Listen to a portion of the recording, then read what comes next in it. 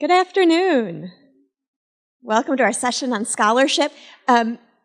Delansky is handing out a handout, and then I had one that was at most of the seats. Did anyone not have one at your seat that needs one?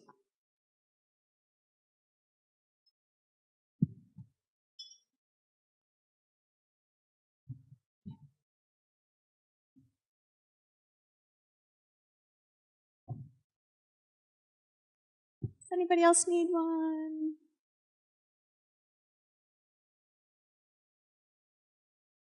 Anybody else? There's also lots of spares around.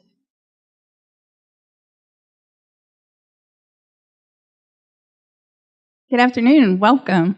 My name is Dr. Sarah Plunkett. I'm from Tulsa, Oklahoma, and I have been a member of the QSEN Forum Planning Committee since 2012. It's my pleasure to introduce the speakers for our session this afternoon. We actually have two speakers, so they'll go about 45 minutes each.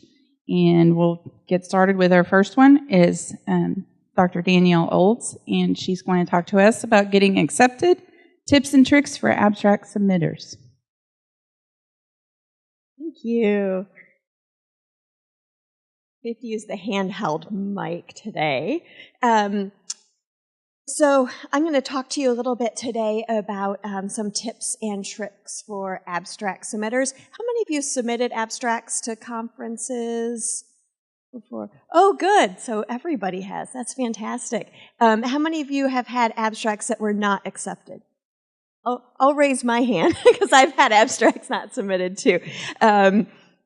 So we'll talk a little bit about that today. So some of my background, I've reviewed abstracts for multiple conferences. I was on the QSEN Abstract Selection Committee as well as an abstract reviewer for QSEN. I've submitted abstracts for many conferences, some of which have not been accepted, most of which have, thankfully. And I've also reviewed manuscripts for many peer-reviewed journals as well. So our objectives today, we're going to explain the importance of matching the abstract topic to the goals of the target conference, distinguishing the key components of a quality improvement focused abstract compared to a research focused abstract. We're also going to talk about how to organize your project into the required abstract format. And we'll critique some abstracts based on their quality and the requirements of the submission.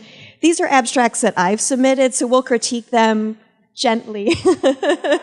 But you can see I have some that have been accepted and some that have not been accepted, so you can sort of see differences between the two. So let's first talk about matching abstracts to the conference theme.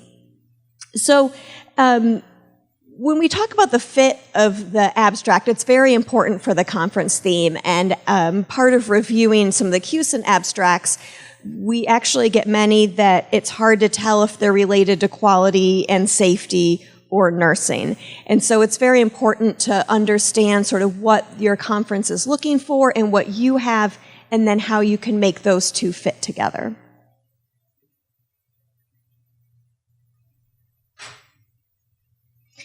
So basically, there's different pieces of this that have to fit together. You have your topic, which might be quality and safety processes or outcomes. You might have an abstract that's focused on education. You might have a particular patient population in mind, or a clinical condition or disease that you've focused on. So thinking about that in relationship to the sponsoring organization. So who is the organization sponsoring it, whether it be a research-focused organization like the Midwest Nursing Research Society or the Eastern Nursing Research Society, or maybe it's a professional organization that's sponsoring it, and there's many that are focused on particular types of clinical practice. Maybe it's an interprofessional group, some sort of foundation might be sponsoring it. And then oftentimes there are conference tracks. There's often tracks in research, quality, education, particular patient populations, or themes related to your process or your outcome. And so you need to think about that in relationship to your design. Do you have a quality improvement project that you're submitting? Is it a research project? What type of design did you use for your research project? Is it more qualitative? Is it a randomized control trial? Did you do something more focused on implementation science? Maybe you did a pre-test, post-test. And so thinking about the type of design that you used is important in terms of how it fits with the conference tracks.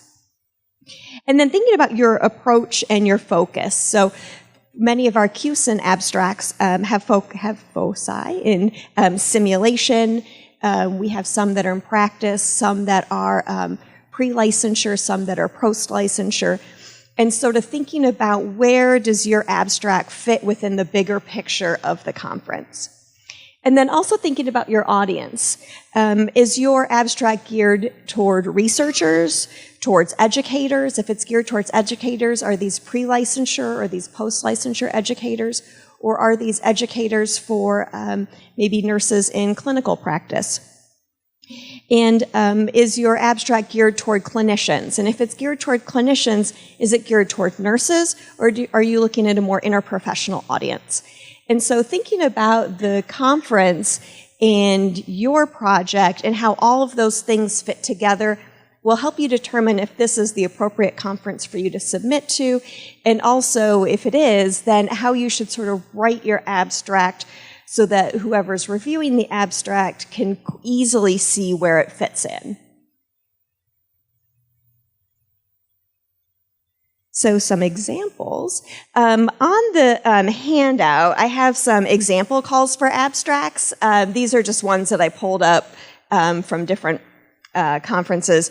So the first one is for the Association of Women's Health, Obstetric and Neonatal Nurses, A1. So when you look at their call for abstracts, they have specialty sessions. So these are 60 to 90-minute oral presentations. And so you can think about if you're submitting for that, you would want something that goes pretty in-depth in order to be able to cover 60 to 90 minutes.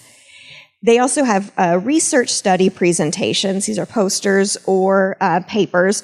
And the key is that they want things that are already completed. So your data analysis needs to already be completed. And in general, when you're submitting to conferences, having data that's already been analyzed and having results in your abstract greatly improves your ability to be accepted. It's a big risk for abstract reviewers and planning committees to accept an abstract for a podium presentation in particular that doesn't have results yet. They also have a section for quality improvement projects. More and more conferences are having special sections for quality improvement projects, and this is a great way to disseminate your work if that's the type of work that you're focused on. And also you'll notice that it has to be a data-driven QI project, and so it's important to think about your process and outcome measures so that you can have data to be able to submit for a quality improvement project. The field of QI is moving rapidly ahead toward being more outcome and process measure based, and so being able to have some data that drives it is really important. You'll see that for the next section is evidence-based practice project, and that fits in really well with what we were discussing this morning. They also have a section for innovative programs, and so this would be something more programmatic, and they also have case study presentations as well. So conferences, particularly ones that focus on a particular clinical population, often have many different types that you can submit to. I also put the call for abstracts for AORN, which is the Association of Perioperative Registered Nurses. They have clinical improvement / innovation poster and research poster. They also have a design or concept poster, and that's geared toward studies that don't have data yet. You can submit for that, and I believe they allow you to submit for the following year if you don't have data results yet. And then they also have an evidence-based practice poster as well. And the last example I have is for AONE, the Association of Nurse Executives. They have, their call for abstracts is a little bit more general. They don't have particular tracks that they have calls for. Basically, it's title, the abstract narrative, and in their case, the narrative is the practical takeaways, key learning and application to other settings, and it's 500 words. Learning outcomes, supporting evidence, which is 2 literature references. You have to pay a submission fee. Key concepts, presenter biography, and keywords. So that one's quite a bit different than some of the other calls for abstracts that you might see that are a little bit more structured with very particular tracks. So it's important when you think about your project to think about if you would be better off submitting to something more general like that, or if you'd be better off submitting to a conference with very particular tracks and a very structured type of abstract requirement.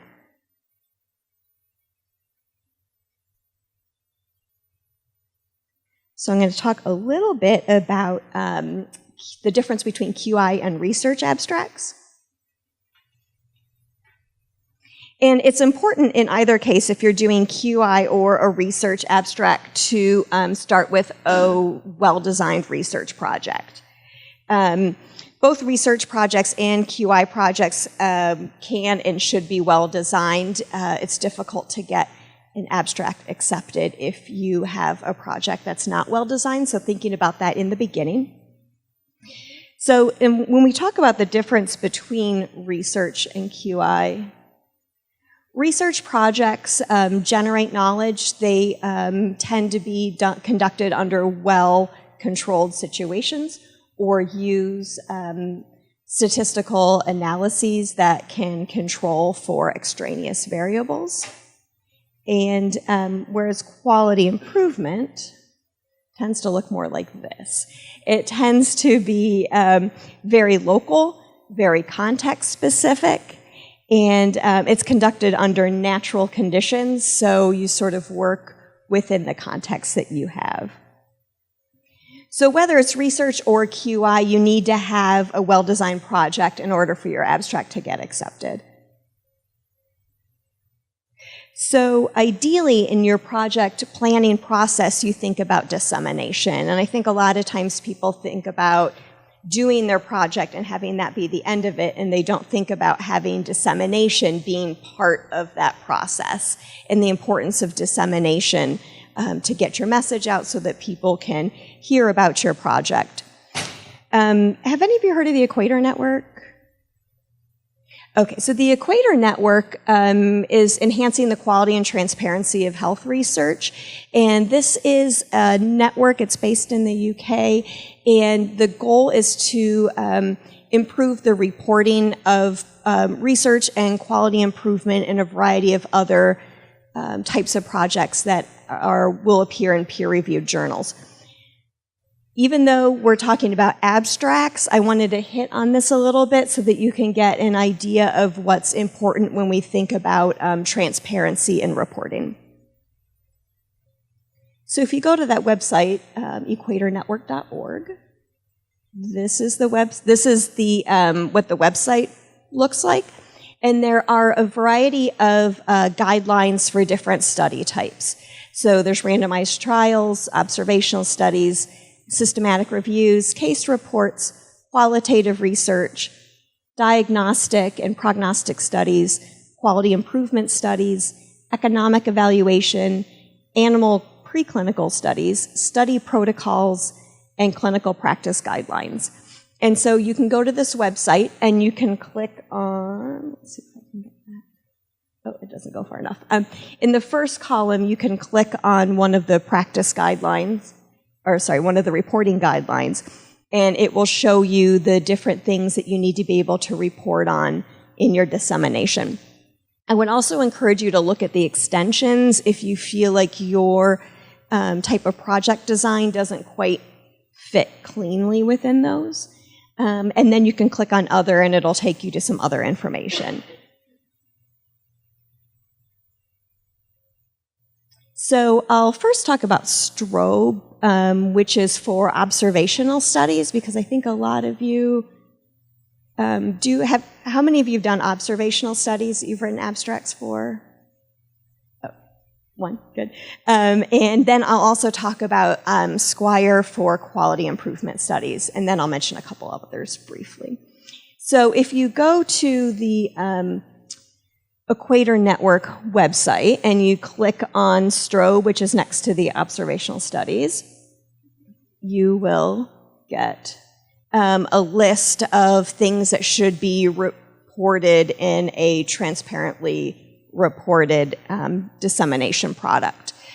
So for STROBE, they suggest that in the introduction that you have a background in rationale and objectives, and then in methods, study design, setting, participants, your variables, your data sources or measurement, sources of potential bias, your study size, the variables you used in analysis, and the analyses that you did.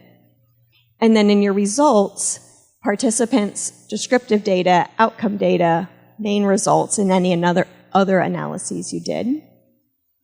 And for discussion, key results, what limitations to your study, how you interpret the findings, and some discussion about generalizability. And then under other, funding and disclosures. How many of you have submitted quality improvement types of abstracts? Great, couple. So quality improvement dissemination falls under the Squire guidelines, and in the back there were some handouts. There's going to be a Squire guidelines writing workshop coming up, and that would be excellent to attend if you disseminate quality improvement types of work. If you are on the Equator Network website and you click on the Squire guidelines, it will take you to the squirestatement.org. And here's what that one looks like. So it's a little bit different from the STROBE guidelines, which is more for observational research. This one's geared toward quality improvement. So for introduction, the nature and significance of the local problem, available knowledge that you have, and so a lot of times that's where the literature review goes, the available knowledge, the rationale, and the aims. And then for methods, the context that you're working under. So you'll remember from a few slides ago that the context of your quality improvement project is very important compared to a research project, which is under more controlled types of situations. So a description of the context, the intervention that was done, the measures that you used, the analysis and any ethical considerations would go under there. And then under results, any changes to the intervention that needed to happen in the course of the quality improvement project. And then the results of the process and outcome measures and balance measures if you have those. And then under discussion would be your summary, your interpretation, and your conclusion. So another example that I wanted to give you was, I have in the packet on page 5 is the PRISMA guidelines. Have any of you written systematic literature review? Okay. So PRISMA is the preferred reporting items for systematic reviews and meta-analysis. And I thought about including this one because I recently reviewed a manuscript for a systematic literature review that did not follow these reporting guidelines. And so I think it's really important to look at these to enhance the transparency of systematic literature reviews. And a lot of times PhD and DNP students do systematic literature reviews that they submit for conferences. And so following these guidelines is important to enhance that transparency. So under introduction, the rationale and the objectives, and then the important part of this is under the method. So the protocol and registration, there is a website where you can register your protocol, and that helps for both peer review. You can go there and you can see systematic review protocols and you can comment on them. It also helps to be able to set forth your protocol before you start so that people can then see that you adhered to your protocol and you didn't deviate from it to change your results or make something significant that wasn't. And so having the eligibility criteria of the studies, the information sources where you obtained the study, so the databases you used and the dates that you did that. The search, which would be the full electronic search strategy, the study selection that you did, the data collection process that you used to get the components of each of the studies that you're including in the systematic literature review, the data items, the risk of bias, summary measures, and then the synthesis of the results for the methods. So I'm not going through the whole PRISMA guidelines. If you go to the website, you can see the whole thing, but I just wanted to mention that those are there for those of you who do systematic literature reviews, or if you have students who do those.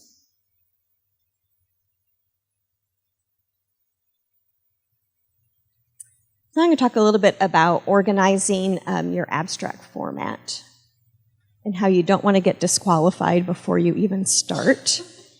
So it's important to check and double check formatting requirements. We've had abstracts that get submitted where under methods, people copy and paste in something that's not methods, or background. It's not really background, so make sure that the appropriate information goes in the appropriate section, which seems really obvious, but it happens quite a bit. Adhering to word limits is often an issue. There we go. Adhering to word limits is frequently an issue, and make sure sometimes there's character limits. So for the American Nurses Association submission, they have character limits that I believe include spaces as well. You could do hyphenated words, can often count as one word, but don't get carried away with that. You want it to be sort of within reason. You can use abbreviations, can help you cut down on your words, but again, you want it to be within reason, and you want to make sure that you define the abbreviation up front.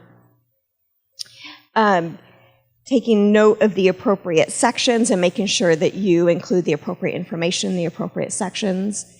You can also look at some of the scoring guidelines, and I'll talk in a few minutes about the scoring guidelines that we have for the QSEN abstracts.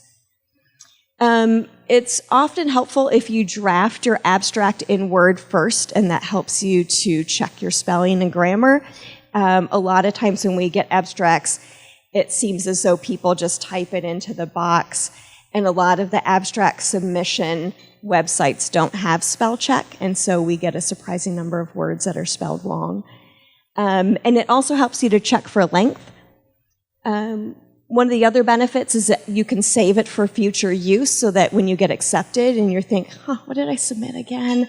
You can go and you can check to see what you submitted, and it really helps when you're putting together your poster or your presentation. And it also helps for submitting for a manuscript, and I would encourage you all, if you're going to submit an abstract for a conference, that you really turn that into a manuscript that you can submit for journal publication. One thing to be careful about when you cut and paste are special characters. Sometimes those don't, from Word to the abstract format, don't work real well, so you'll want to make sure that you read what you have in Word, and then make sure that you go back and then read what's in the submission boxes. And then a lot of times you're also asked to provide additional information like keywords, and for keywords you can use mesh words. So if you go into PubMed, there's a mesh finder, and it will help you find keywords related to your topic. Sometimes they'll also ask you to identify a conference track. For the QSEN abstracts, we ask submitters to identify the competencies that it fits with, and a lot of times people will mark all of them. So I'd encourage you to really think about that, because it helps the abstract submitters know where to place your abstract in sort of the general body of the conference. And so if you select all the tracks or all the competencies, then it's just harder for them to figure out where to fit you. Sometimes it'll also ask for your bio. I've submitted to conferences where it asks for information about all of the co-authors, and then it sends a message to the co-authors that they have to agree to the abstract before the abstract actually gets uploaded. And so you may need to think about that in terms of how much time you need to submit the abstract, and so you don't necessarily want to be right up against the abstract submission deadline.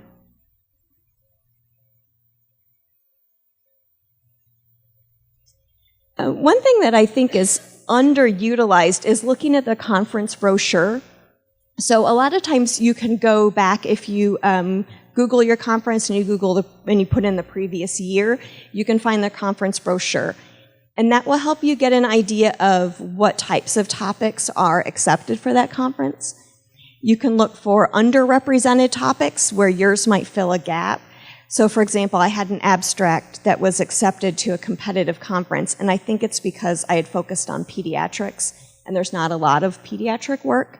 And so I think that's it's not that the abstract was really like super outstanding, it's just that it focused on an underrepresented clinical area. You can also look at common themes across years to see, does mine fit there, and how can I make it really clear to the abstract reviewers that that would be sort of the theme or track that my abstract would fit under. And then I would also recommend that you write to your audience. And so although your abstract reviewers may be academics, if the conference itself is geared toward clinicians, then you'll want to write it at to be of interest to clinicians, because regardless of who's reviewing the abstracts, they're going to keep in mind the audience and what the audience wants to see. Similarly, if you're writing for an interprofessional conference, then you'll want it to sort of have more of a broad interprofessional relevance. A couple other tips would be to use short sentences and to use short words. A lot of times people who are reviewing abstracts are doing this in their spare time on the side. Maybe they're in an airport, maybe they're between classes that they're teaching, and so the easier you make it for them to read, the more likely it is that it'll be accepted. The other thing is that short sentences and short words will help you to look more authoritative. A lot of times if there's long, sort of convoluted sentences, it can be confusing for the reader, and it may make it seem like you're also confused. And so it's better to just keep sentences short and to keep the words short as well. So going over the Squire guidelines and the Scrobe guidelines, those are a lot of things to include in a manuscript. So how do you decide what to include in an abstract?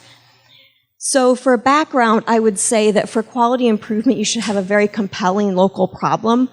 If your problem is very important to your clinical site, then it's probably something that is happening at a lot of places and is very important to them as well. But you want to make sure in your background that you communicate that this is a compelling local problem. So you'll want to provide some evidence that this is a really big deal where you are. Similarly, for research, you'll want to have compelling background and rationale so that the reviewer understands that this is actually a really big problem. We've received abstracts where it's sort of hard to tell if this is very important or not. I've recently reviewed an abstract about splashes in surgical procedures, and the person said that they're very rare and that transmission of bloodborne pathogens is very unlikely. And so reading that right off the bat, it makes you think, well, if it's very rare and there's not much risk, then why is this important?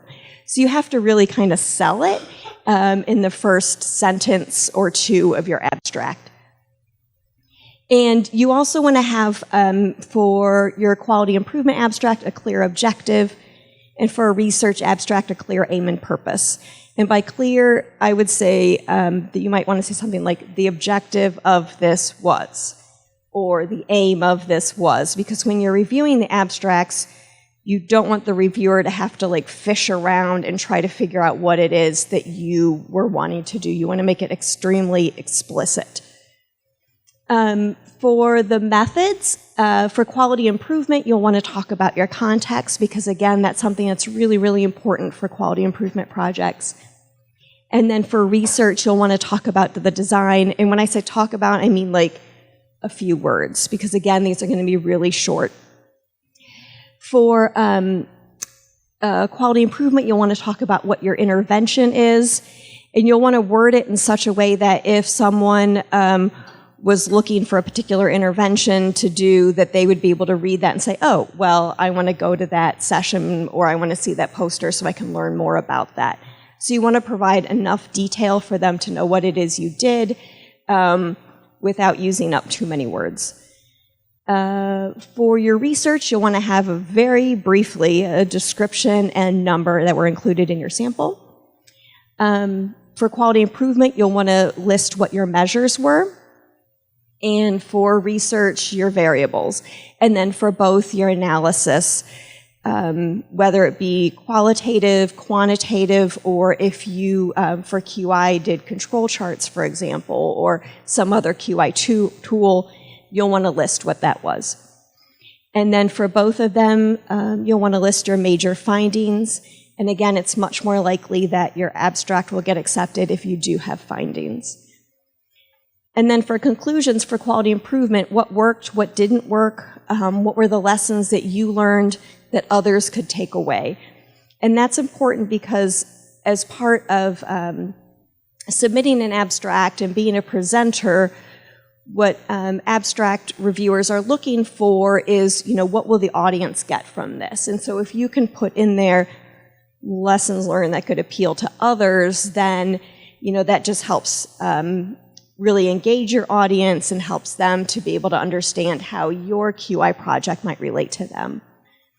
And then for research, you'll want to state your findings with some sort of context. And you don't need to get into a lot of detail. You could say, compared to most studies in this area, ours, we found this. So you don't necessarily need to cite specific studies, but you'll want to put it into some sort of context for the literature. So we can take a look at, I wanted to mention to you a little bit about some example scoring guidelines for QSEN. So on page 5, toward the bottom, so this is how we score the abstracts. So this is not like top secret or anything.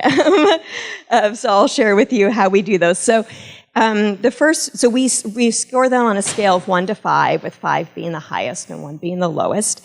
The first item is if it contributes to the 2018 QSEN National Forum objectives. So if I was writing an abstract for QSEN, I would look and see what the objectives are. And then I would make sure that my abstract sort of clearly addressed that. And then on page 6, purpose is clearly stated. The methods are appropriate for the study, program, or project. The results from the study, program, or project are reported with implications for QSEN goals. The work is innovative and would be of interest to others. The abstract is organized, clear, concise, without typographical errors. And then we sort of rate the overall quality of the abstract.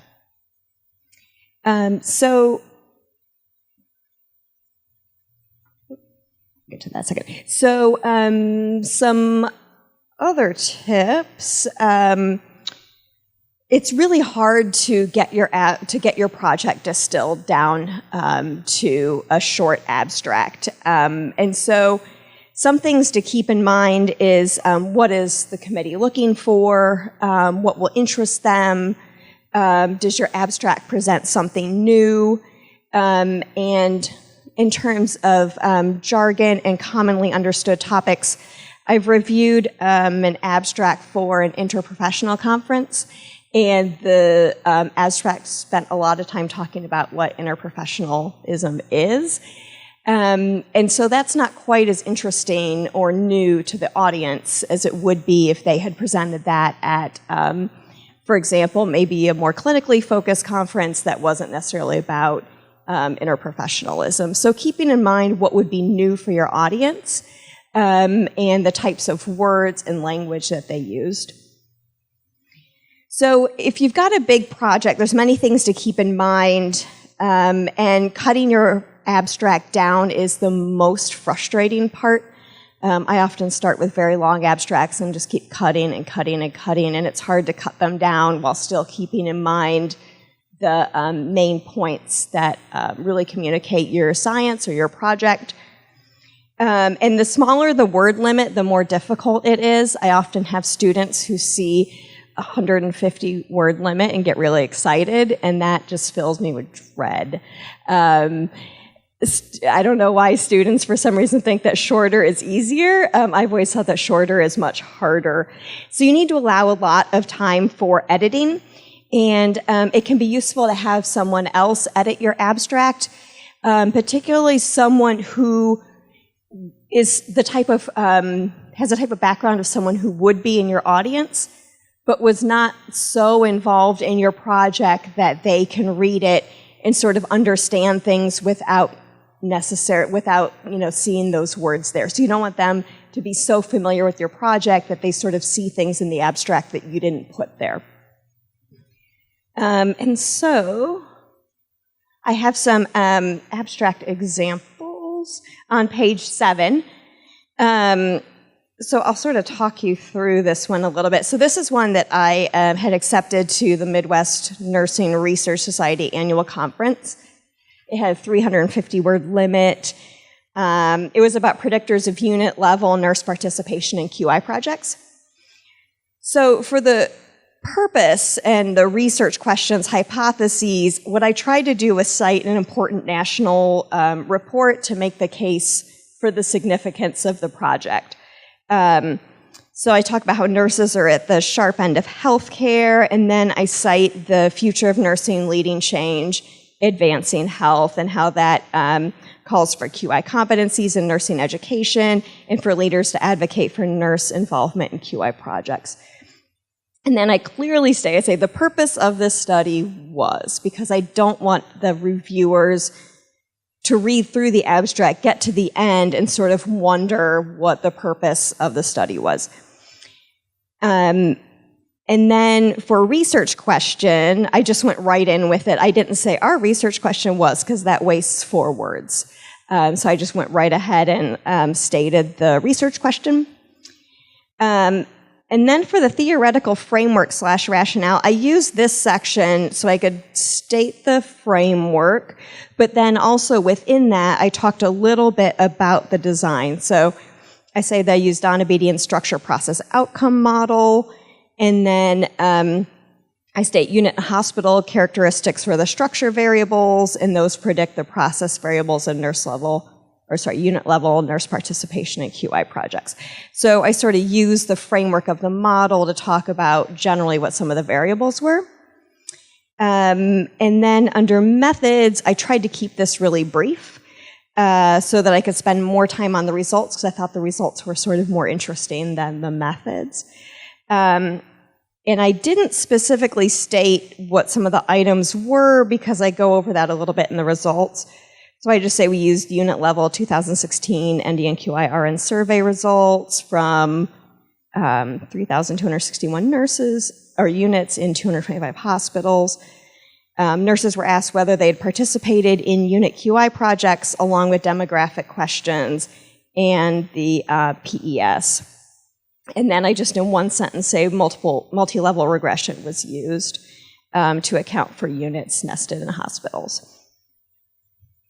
And then for results, I cut back on words. I didn't include a lot of numerical results, but instead I said significantly higher or significantly lower, just to cut back sort of on some of the number of words there.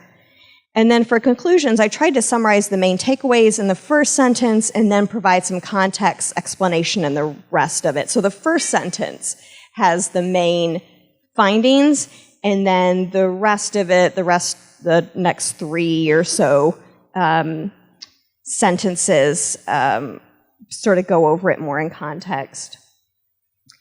The next abstract was a 250-word abstract that one of my students wrote for an internal student research forum. And this was on registered nurse perceptions of physicians' respect for nursing and understanding of the nursing role. Because that one's a lot shorter, you'll see there's not really much background at all. It just sort of launches right into the purpose.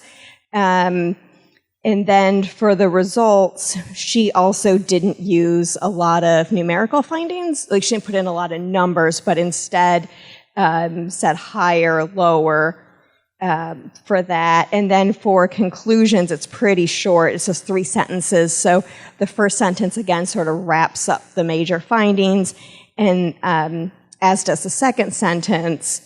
And so does the third. So that one doesn't put it into a lot of context, but it sort of pulls it together.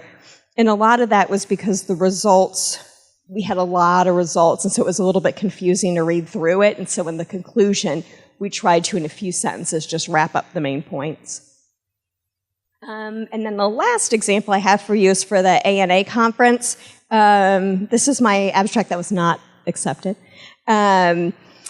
So their abstract requirements for the purpose, they want you to state the intent or goal of the research, the background and significance. You're supposed to describe the knowledge base you're building on and the importance of the research goal, and to also include hypotheses or research aims. The methods are to identify the research design, sample, instruments, data collection procedures, and analytic approach used. Results describe the findings and include actual analytical data. You'll see that's where I fell down. And then conclusions and implications describe the meaning of the findings. And so, again, they use characters, including spaces, instead of words. And so when you are drafting it up in Word, under word count, if you click on word count under review, it'll also show you character count with and without spaces. So for this one, I was encouraged to submit this abstract, but I didn't have a lot of results yet. And so I think that's one of the main reasons why it was not accepted. But it's really tough trying to write in 700 characters for the methods and for the results. So I have that as an example of one that was not accepted for you to look at. Are there any questions?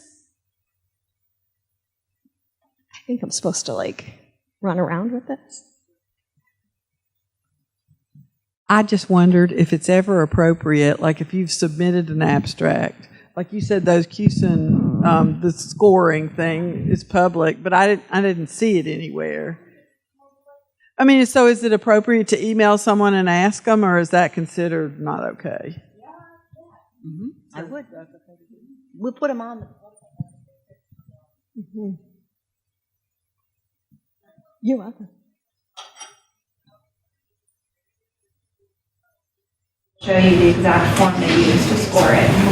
Just not everyone does. Are there any other questions? I was going to ask the same question, but more along the lines of getting feedback. So how often do you write, if your poster or podium presentation is not accepted, do you write back and say, can you give me some feedback? I've never gotten feedback back, and I've never been asked to give feedback back. You might be able to email and ask for that. A lot of times the abstract planning committee will send abstracts out to, it depends on the size of the conference, maybe 20, 30, 40 abstract reviewers. And so I don't know, it would depend on if they have the capability to go to figure out who was the person who reviewed it, and if that person who reviewed it has feedback or has notes about it, or even the scores. So I think for smaller conferences, you might be able to do that, but I think for larger ones, I'm guessing that they would not do that. I think for QSEN we would do that. So if you didn't get accepted this year, email me and I'll let you know. Because I think we're about improving, right? Yes. And getting you all here and getting your scholarship, I guess, acknowledged. Yeah, and we do keep, for QSEN, we keep a big Excel spreadsheet of all the abstracts that were submitted.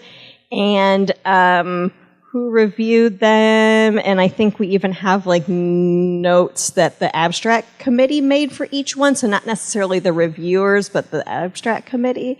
And so you would be able to talk to somebody about that. Oh, sure. And what were some of the reasons why people didn't get accepted this year? People didn't get accepted because it was hard to tell if the abstract was related to quality and or safety and or nursing. And so if you're submitting an abstract, I would really look at like the name of the conference and try to like include some of those words in there just to make it really clear. So a lot of times we'll read through and we'll be like, is this related to quality? I mean, I get if they were thinking about it like this particular way, then maybe it would, but you don't want the reviewer to have to go through all that thinking. We did this year reject abstracts that were way over the word limit, and by way over, I mean we're like double, triple the word limit. I think sometimes people submit like full papers. And so we've been a little bit more lenient about that. We were not as lenient this year.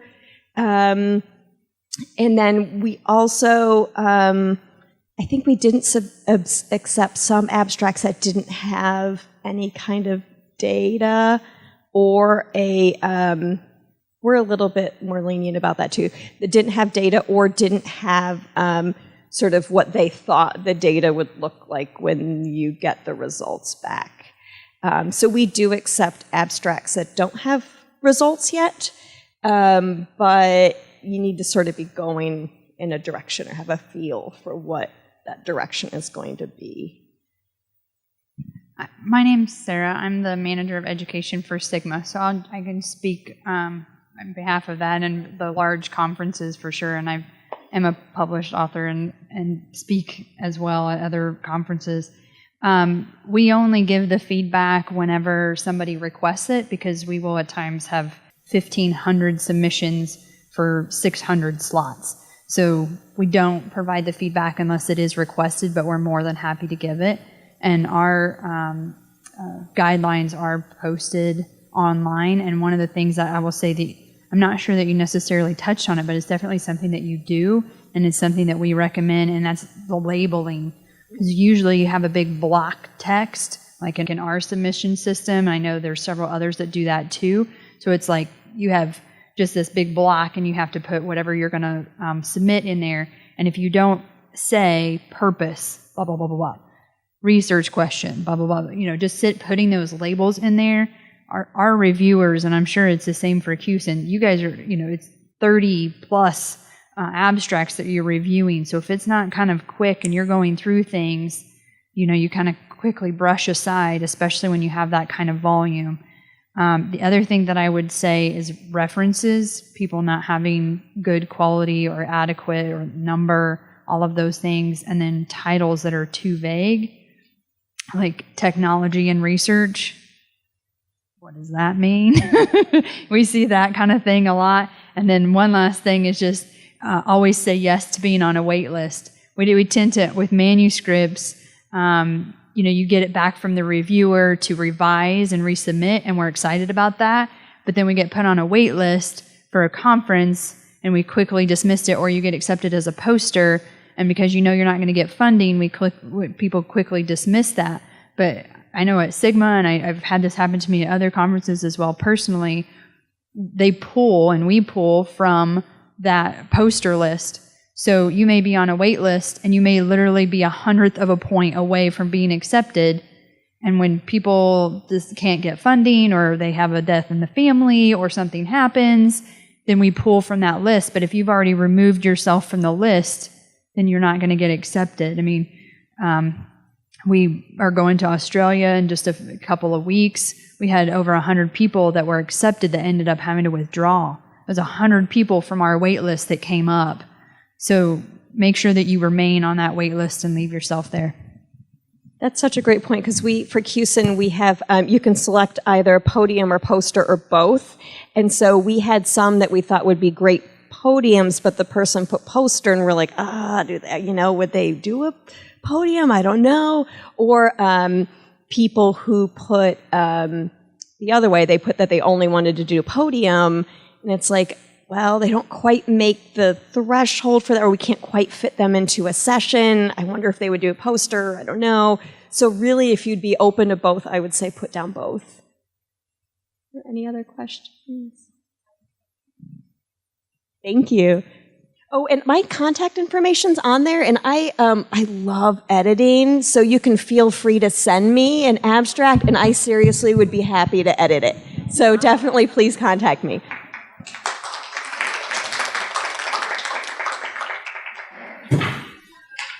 Our next presenter is Dr. Robin Newhouse. She's going to share with us about the AACN Scholarship Position Statement. There's more in the back. Did everyone get one? Anybody else? They're on the table.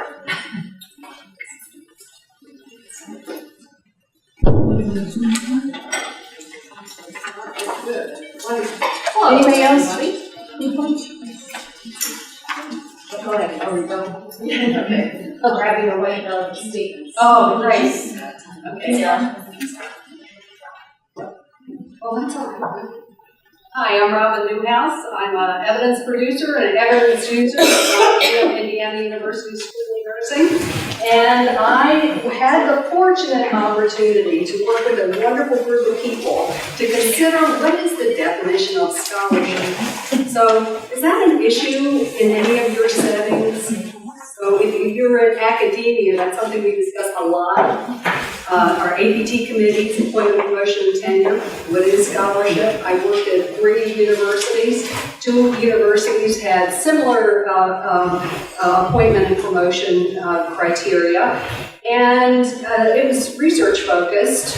Indiana University actually has a very broad promotion and tenure criteria where we actually tenure research, teaching or education, and service and practice. So it's a very different way of thinking about what is scholarship. And it couldn't be more important than it is today. We as registered nurses make an incredible effect, positive, usually positive, on the patients that we serve. There's lots of research, both in terms of what we do individually and what we do as groups, in terms of better outcomes for patients.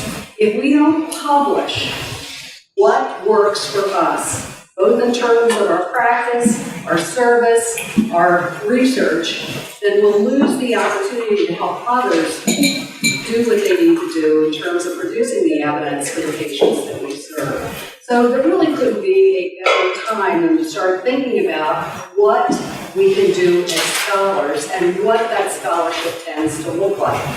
So the goals for this presentation are, number 1, at the end, you should be able to discuss what the definition of scholarship is. And second, I hope that you take some time to consider what the scholarship definition and examples mean to you in your own journey of scholarship. Is there anything else you want to cover today? Did you come with any questions about scholarship or? All right, so we're on track with the goals. All right, that's good news. So first I have to tell you that it was a wonderful, wonderful group that were appointed by the American Association of Colleges of Nursing Board of Directors. The position statement that was published in 1999. So a lot has happened since 1999. We've had landmark reports. We've had Institute of Medicine, National Academy of Medicine,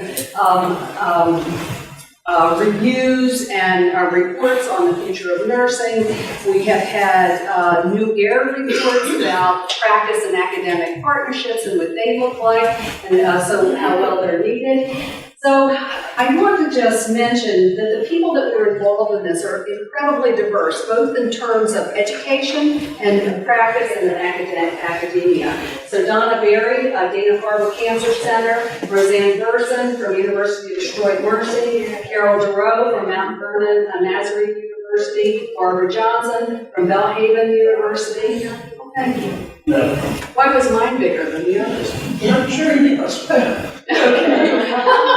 Okay. Jean Sweeney from University of Arkansas for Medical Sciences, Catherine Ferrer from Duke University, Kristen Swanson, Seattle University, So you recognize, is it Sarah back there from Sigma, Pat Thompson, our past CEO of Sigma Theta Tau International, and Joan Vitello, University of Massachusetts Medical School, all with incredibly diverse thinking, incredibly diverse portfolios of scholarship, very familiar with both Doctor of Nursing Practice and PhD students, very familiar with PhD, very familiar with clinical academic partnerships. So I would say that this was an amazing group to work with. Not that amazing because we all came to consensus, because we didn't. At the end of the day, we did. But it was a couple-year project, really, that brought us to this report. And we couldn't have done it without the help of Kathy McGuinn and Rick Garcia, who are just staff in the AACN office, and just stayed with us and kept us up to date and gave us everything that we need. So when we were tasked with this, we were asked to do 4 things. Number 1, propose a definition of scholarship related to education, research, practice that accounts for the trends in new methods, concerns for improving health, and multiple ways of knowing. So we were asked to think very broadly about what scholarship is. We were asked to differentiate how scholarship might be operationalized by nurses prepared in research-focused and practice-focused documents. You heard Melnick this morning talk about some of the tensions between the ways we educate. So there is a lot of confusion about what scholarship for a DNP looks like and what scholarship for a PhD. And that's not a value question. They're both incredibly important. So what does that look like? We were also asked to consider the contemporary issues around tenure and how they're related to the production of scholarship. I mentioned myself having experience in 3 organizations. It was handled in a very different way in these organizations. And then to describe the integration of scholarship across institutional missions. How scholarship is promoted, improved through improvement science, participatory action research, team science, big data, and how it's translated into practice. So no small chore. They could have stopped with just a definition and we could have finished, probably not quickly. But there was a lot to deliberate here. So the purpose of the position statement, and thank you, Mary, for bringing some copies, is to create a definition of scholarship that's inclusive and supports multiple ways of knowing, to address the scholarship of discovery, scientific inquiry, the scholarship of practice, and the scholarship of teaching, and describe the integration of scholarship across institutional missions and how scholarship is promoted. So what you have in your hands, and you also have a link if you download this presentation to get to that document. So I think it's important to talk about the process that we used to create this position paper. Number 1, we reviewed the relevant publications, the reports, the consensus documents that relate to practice, research, and service and teaching to come to some conclusion about the state of scholarship today. Then we contacted experts and community members to dialogue about the issues around scholarship. We held multiple open sessions at the American Association of Colleges of Nursing meetings. For example, we did presentations during the meetings. We did open discussions. We did presentations and dialogues at the doctoral conferences. And then once we completed the position statement, we posted this for public comment and received over 50 pages of public comments. And then we often consulted with the board of directors. For example, we learned very early that that question about tenure was one that we as nurses don't have control over. When we think about tenure, the control of tenure and the decision about tenure is generally in the hands of the university or college. So the fact that we created a position would have very little influence on our own colleges and universities. So that was something that came up very quickly as we dialogued with the board of directors. The other thing that came up quickly also was around the importance of teaching as an area of scholarship. and was something that we firmed up and created some additional examples in the document as related to that dialogue with the board and our public comments. So the major changes that we made after the public comments are the section on contemporary issues around tenure was deleted. We certainly have a lot of notes, but it wasn't something that we wanted to include in the position paper. The section on scholarship of teaching was added instead of embedding teaching in each area. We needed a separate area to call out excellence in teaching and scholarship. And scholarship of policy was strengthened. We had dialogues about, we have a wonderful faculty member, and policy is her expertise. She can not only write position papers related to policy, she also opens many doors and mentors our students in how to engage with our policymakers. She also runs intensives on policy. So she is one of these people that has a great, deep expertise in policy. But what we had thought about is, should it be separate? Is that really separate? And we came to the conclusion that one of the outcomes of scholarship is policy engagement. So it really can fit under those major headings of research, teaching, and practice. So we embedded that with the choice. And then the 4 years model was strengthened throughout the document. How many of you use the 4 years model when you think about scholarship? We all grew up with it, we know it very well, and we made sure that it was strengthened so you can see the linkages between the board and scholarship. So here's the definition. It's shorter, seen better, and clear. Nursing scholarship is the generation, synthesis, translation, application, and dissemination of knowledge that aims to improve health and transform healthcare.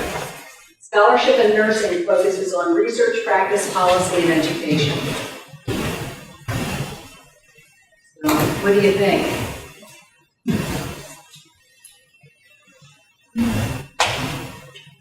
Is that inclusive?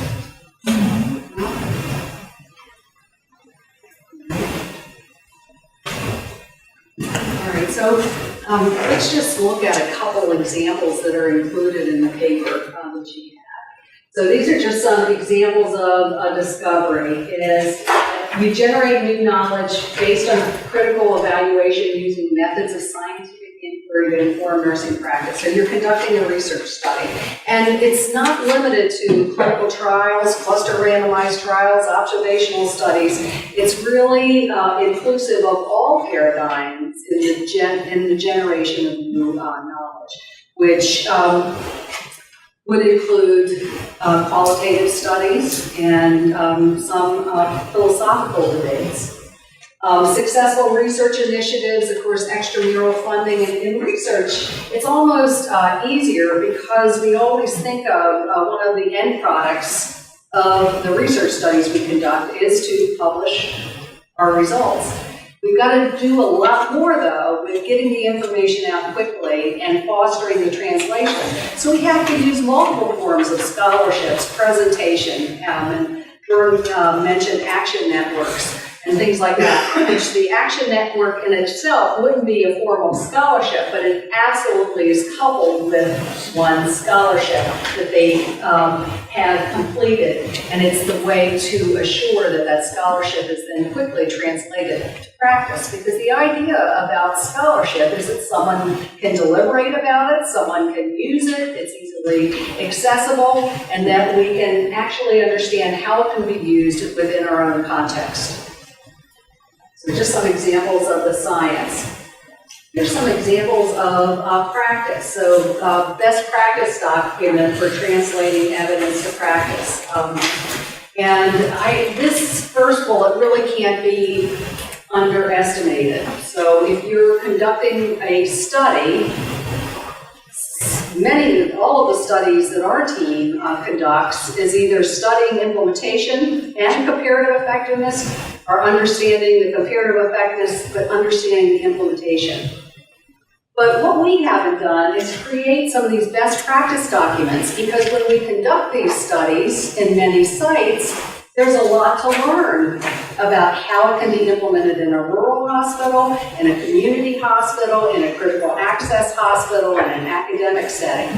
So we are purposefully beginning to think about that as a form of scholarship. What are those best practices where this intervention works, so that we can make sure that we have some documents to be able to disseminate related to how to implement that intervention.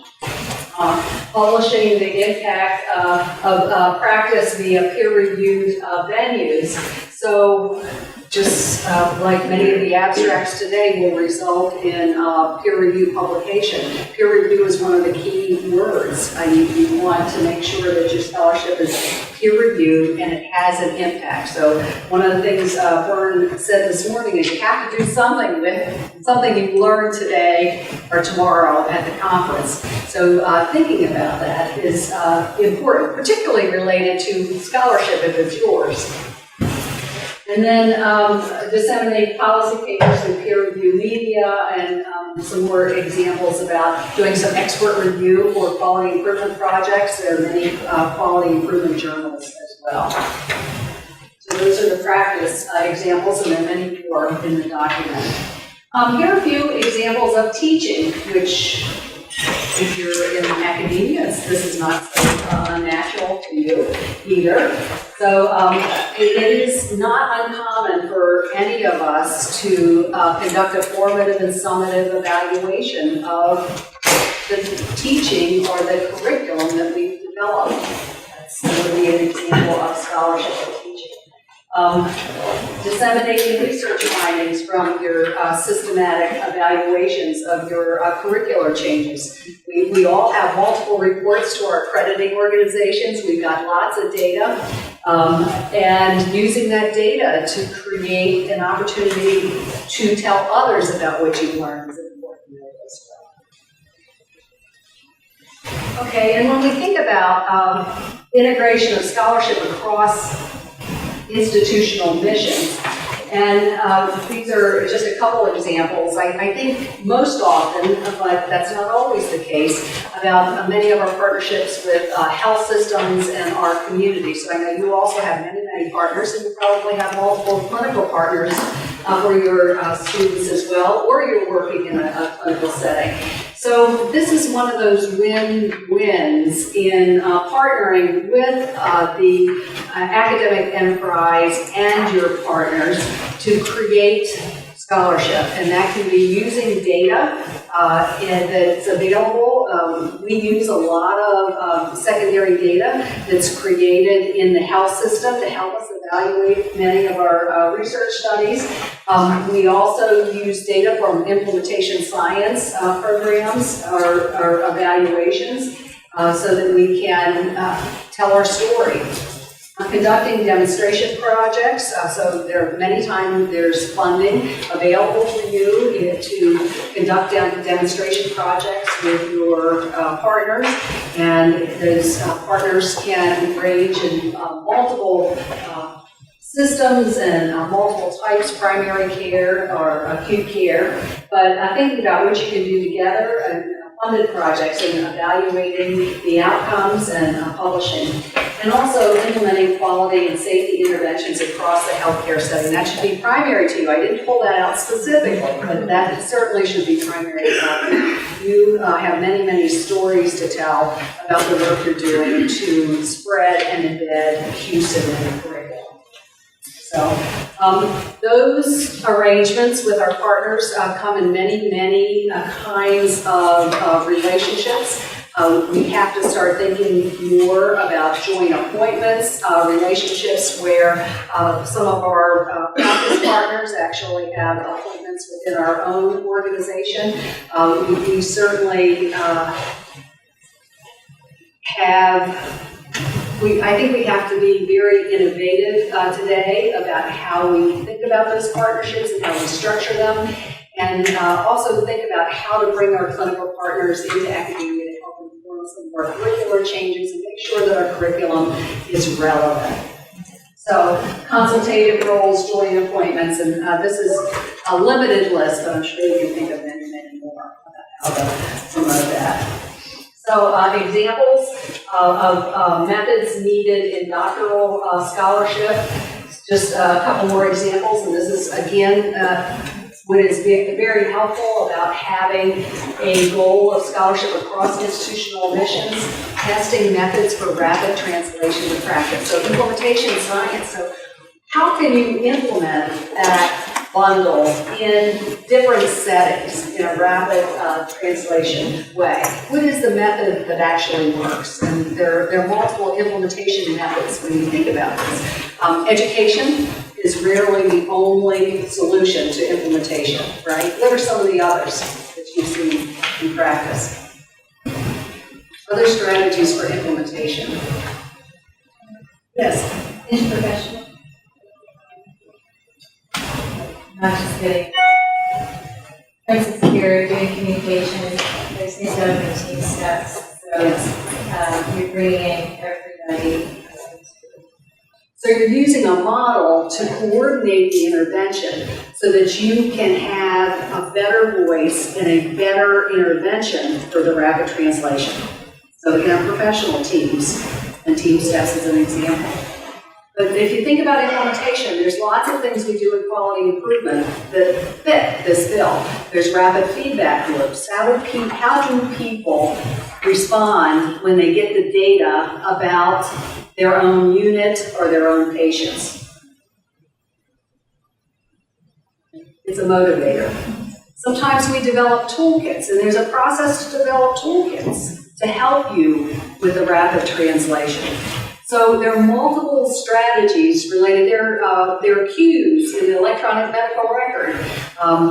You have to be careful about that now. Some of those cues are good stuff, but we get a little overload in terms of getting the signals about patients' vital signs, for example, that are out of the normal range for them.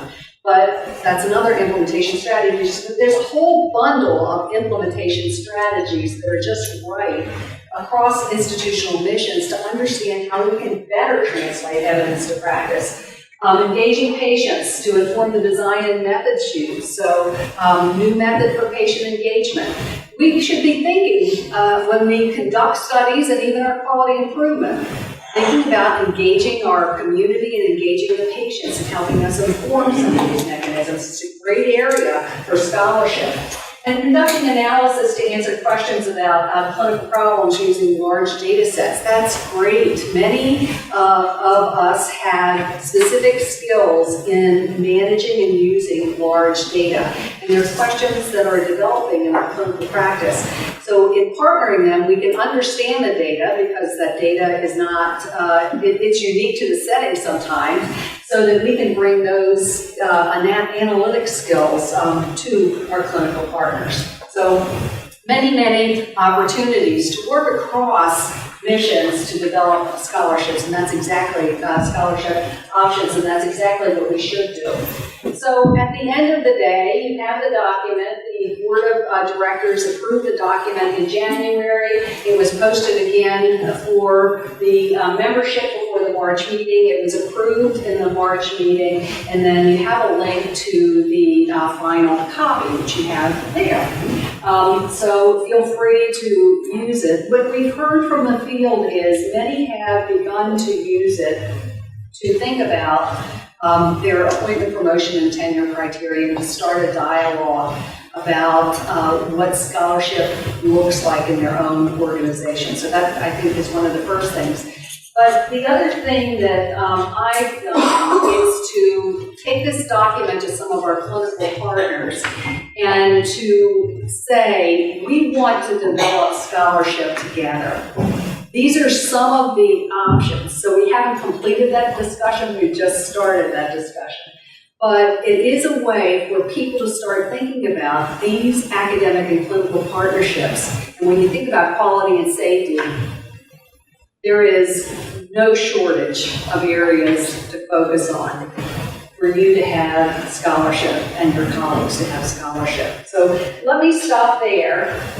And let's talk a little more about scholarship and answer any questions that you might have about scholarship. What are your next steps? What are the next steps for oh, I'm realizing I'm not using the mic. Sorry about that. Is that a problem? No. Okay. Nobody's ever accused me of being quiet. So next steps for the position paper. So the next steps for the position paper, it will be publicly available. I do think there has to be, this is me, I am not representing the American Association of Colleges of Nursing, but I do think that these are the exact dialogues that we need to start having, because a paper or a presentation is much richer when it is inclusive of the environments that we work with, and we conduct studies, we conduct quality improvement projects. So helping our partners think about what some of these options are, I think for me, is one of the next steps. For American Association of Colleges of Nursing, this is an actual document that will have probably another 20-year history to help lead the field, and that's what it's for. It's not to be prescriptive. It's a document to say this is the state of scholarship at this time in nursing, and this is what scholarship looks like and is inclusive and values all types of scholarship, which ends in some kind of impact.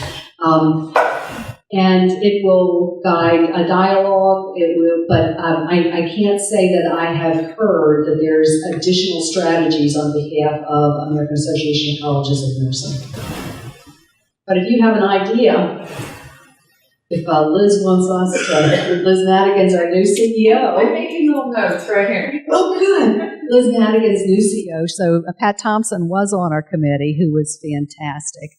And now Liz Madigan is the CEO, and she is close. Well, Indiana University is very close to Sigma, but one of the reasons is because 6 nurses that started Sigma Theta Tau came from Indiana University. So their headquarters are very close. I could walk there, but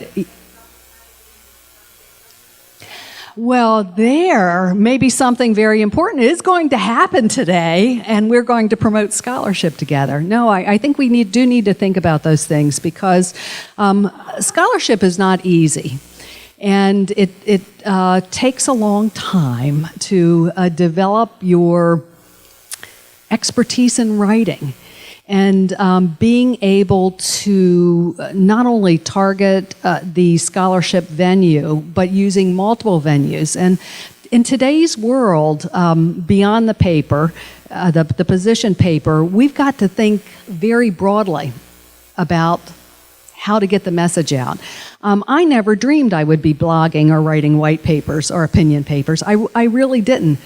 But do you know what? Those opinion papers have millions and millions of followers. Now, not necessarily peer-reviewed, right? Blogs, I have a colleague that blogs, and it is absolutely wonderful. Great uptake.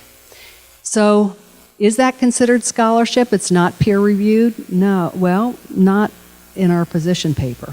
But it's something we have to do and consider. We still have to write those high-impact articles. We still have to publish the books that are leading the field. But we also have to think broader about those other media venues and other venues for how to disseminate the information. But we've got to stick to the core of the scholarship that we're producing that creates information that is usable in practice and for teaching, that informs the way we are as registered nurses and actually makes a difference to the people that we serve. So there is urgency for us to be mindful of our role in being a scholar in today's world. So I'm Monica Schuler. I'm here from the University of Massachusetts in Dartmouth, and I just have more of a statement than a question, and that is, I teach a course on teaching, learning, and evaluation in nursing for graduate students, and the population is both folks who want to become nurse educators in the academic setting as well as in the practice setting, the professional practice setting. And I'm very delighted that this position paper does talk about advancing scholarship in practice, and I'm going to find it very, very useful. Thank you. Yes, absolutely. You know, I am always surprised about the uptake of practice-focused papers. So we can write a great randomized trial, and that is incredibly important to produce those results.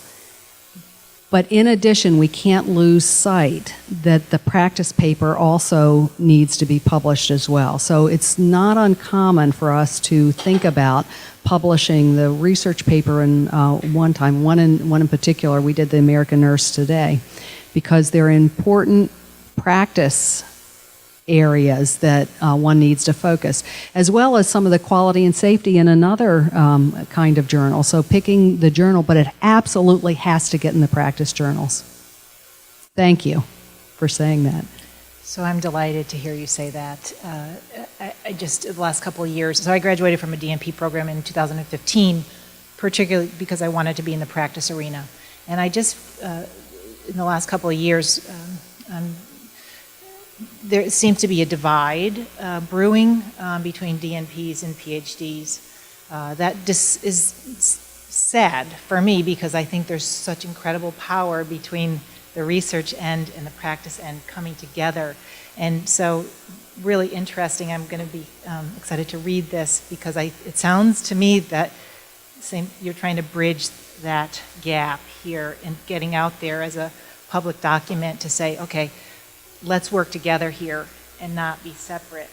So thank you so much. Yeah, no, absolutely. And I have to say, I was an early, I should say zealot for DNPs when those white papers came out, and ended up in some of my early work as the assistant dean for the DNP program that was just developing at University of Maryland. It is very clear the cognate for DNPs. It is so needed today.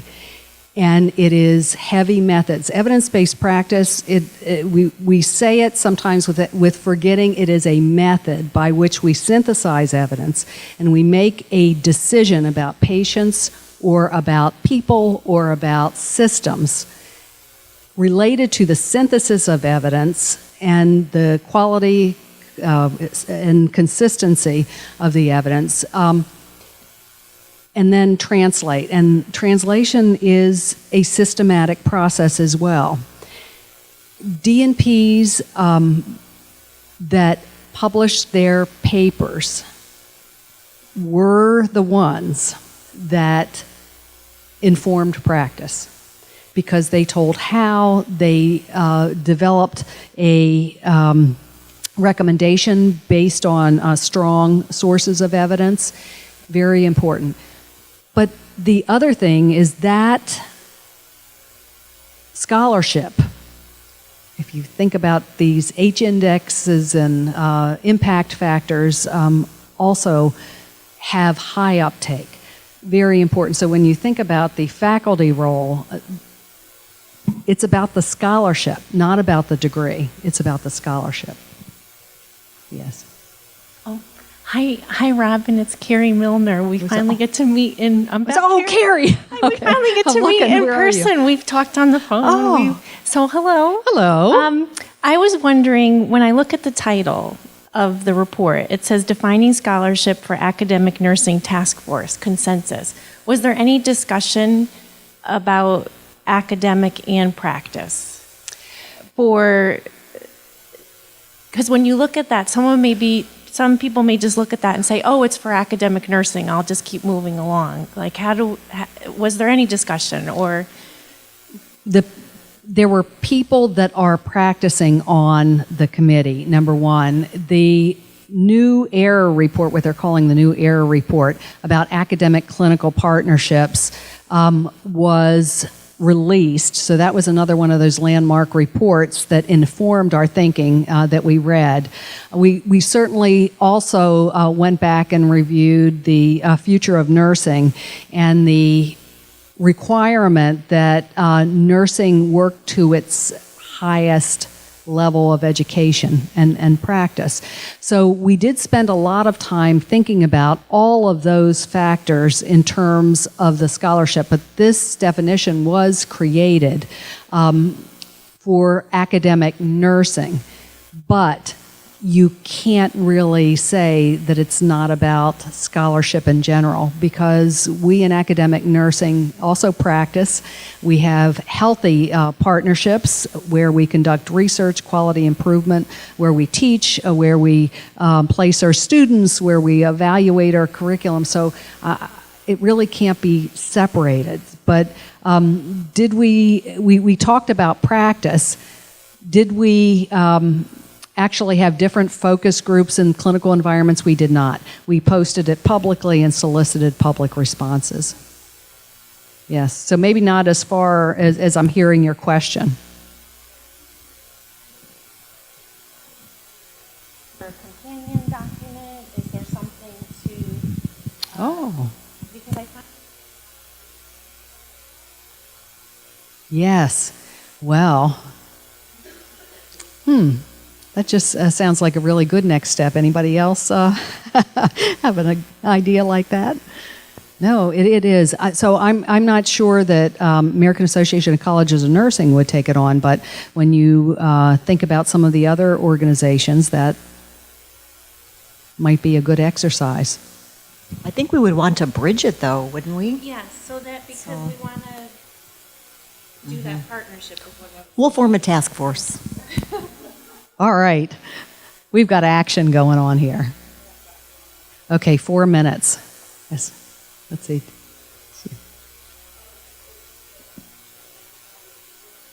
Care is going to be value driven. I mean, it's moving forward Yes. so rapidly. And as you talked about, the environment has changed. In the last 10 years, it's changed so dramatically. And we've got to rethink, and we have to move faster than what we're doing to make those bridges and connections, because the nurses who graduate have got to be able to do quality improvement. They've got Absolutely. to hit the ground running, whether you're bachelor's, master's, doctorally paired, and integrate that thinking right at the get-go. So, Yes, and to keep them engaged throughout their own professional development. We do see that many of our partners end up coming back to school and staying connected for scholarship in some of these teams going forward. It is a purposeful process that we have to be very thoughtful about. It is what nursing is about. Yeah. Thank you. I don't have a question, but I wanted to share something. It was a strategy that I feel really excited about recently. I'm a professional volunteer for peer evaluation and accreditation of other schools. How many of y'all know what an advisory board is? Where the schools invite their clinical agency partners periodically. Most people do it once or twice a year during a semester, once a time. So I can share this because I asked the school. They took Boyer's method and they put a notebook together. So every year they did this, and they listed pretty much every course in their curriculum, and there was something in there at least once. Actually, I think most of them had something in there 5 or 10 times. It was ridiculously awesome. And they listed all the things they did. They listed it out by category of Boyer's method, all the things that they did in every course, every simulation, every clinical, all the things they did to meet those criteria for each category of scholarship. And then they included that in their report on their advisory board to their practice partners. So it was immediate communication every year. And then the practice partners, oh, we need that on our unit. We need that for our staff. Will you come and teach our staff this? Will you tell us about this? And so there was an immediate connection, and there was an obvious love between the academics and the practice in that community. It was phenomenal. Well, when we focus on things that are important to them that they're dealing with in the clinical practice, it creates the great win-win. That sounds like a wonderful idea. see. Any other questions? All right, thank you so much.